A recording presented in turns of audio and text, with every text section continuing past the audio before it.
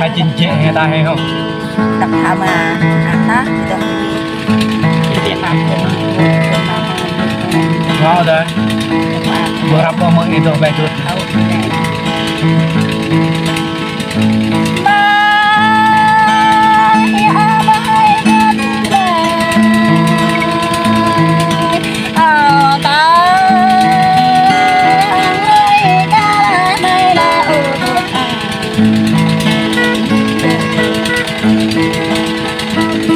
Gỡ ai được không?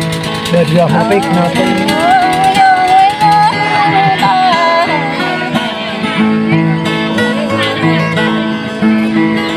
ăn được rồi.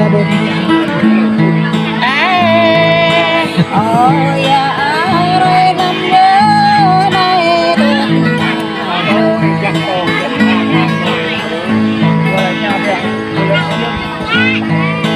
ôi chị mất nhớ đi chồng Không kia rồi. ta nhập ra bơ tố đi chồng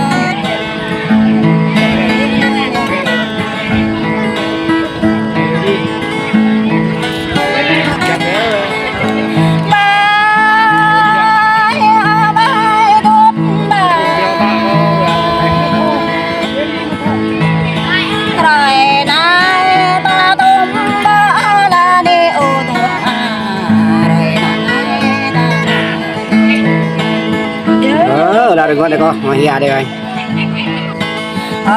gần tháng cơ nay đi tuột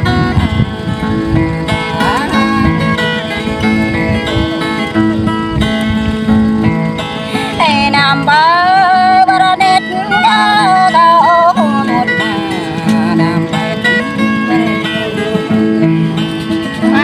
Là hoa đây. nằm giữa đêm ta nằm bờ đêm tay nằm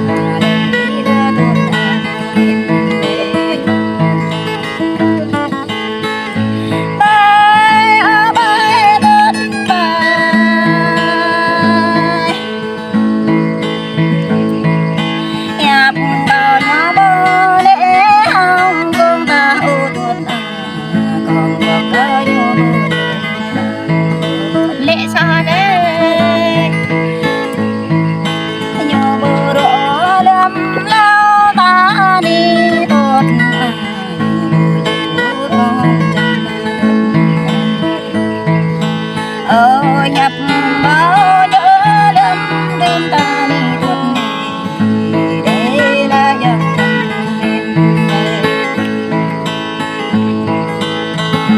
mai mai nước bài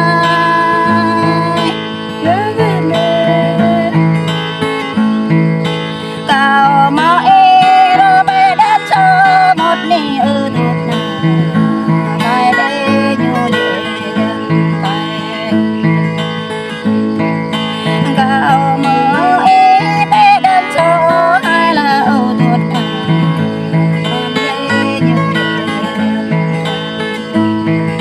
Lan này con. ê cán rê đô xa bữa đau mà tuột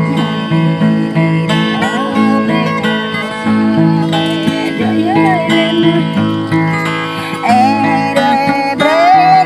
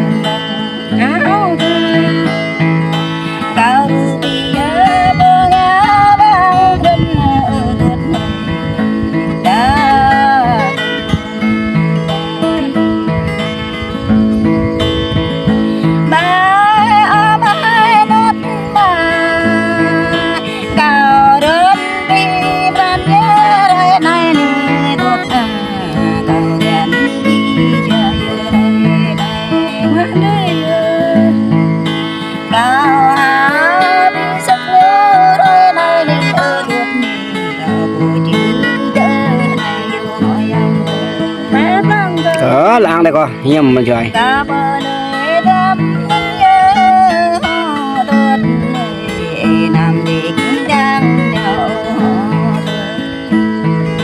ai nằm ba đang bớt tuột người nằm xa cũng đi luôn không bài bự à hai đi con á nó lấy cái này đặt cái